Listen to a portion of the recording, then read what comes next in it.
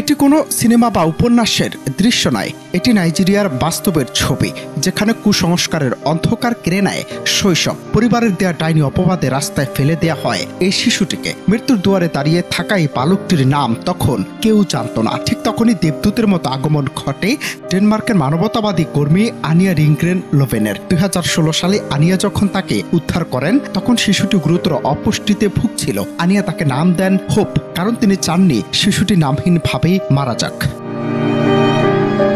নাইজেরিয়ার প্রত্যন্ত অঞ্চলে ফসল নষ্ট হওয়া বা পরিবারের অসুস্থতার মতো ঘটনাকেও কুসংস্কারের জেরে শিশুদের উপর চাপানো হয়। এদেরকে ডাইনি অপবাদ দিয়ে মারধর, নির্যাতন করা হয়, এমনকি পরিবার থেকে বিতাড়িত করা হয়। আনিয়া লোভেন সেসব শিশুদের জন্যই জীবন উৎসর্গ করেছেন।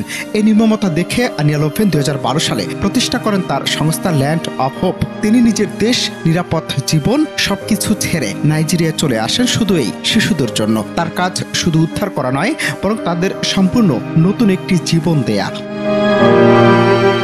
সম্প্রতি হোপের সে ভাইরাল হওয়া ছবির পরে বিশ্বজুড়ে অনুদানের জোয়ার আসে। দ্রুত হোপের চিকিৎসা শুরু হয়। ভালোবাসা, যত্ন আর পুষ্টির জাদুতে অল্প দিনের মধ্যেই তার অবিশ্বাস্য পরিবর্তন আসে।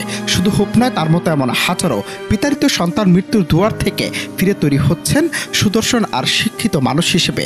সম্প্রতি ভাইরাল হওয়া সেই দৃশ্যে তাই দেখানো হয়। যদিও এখানে হোপ আর প্রিন্সকে আলাদা করতে পারেনি নেটিজেনরা। প্রিন্সও হোপের মতো একজন, যাকে এভাবেই তৈরি করেছেন আনিয়া।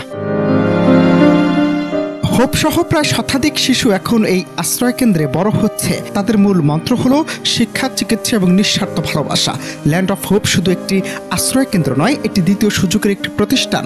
এখানে শিশুরা কেবল পেট ভরে খেতে পায় না, বরং তারা নিয়মিত স্কুলে যায়, নিজেদের প্রতিভা বিকাশের সুযোগ পায়। সম্প্রতি সামাজিক যোগাযোগ মাধ্যমে আনিয়ার সাথে তার উদ্ধার করা এক তরুণ প্রিন্সের গ্র্যাজুয়েশন ছবি ব্যাপক সাড়া ফেলেছে। এই ছেলেটি সহ অন্যান্য শিশুরা প্রমাণ করে ভালোবাসা আর শিক্ষাই পারে সমাজের সমস্ত অন্ধকারকে মুছে দিতে। অনন্ত হাসান মাসুদ, বাংলা টিভি।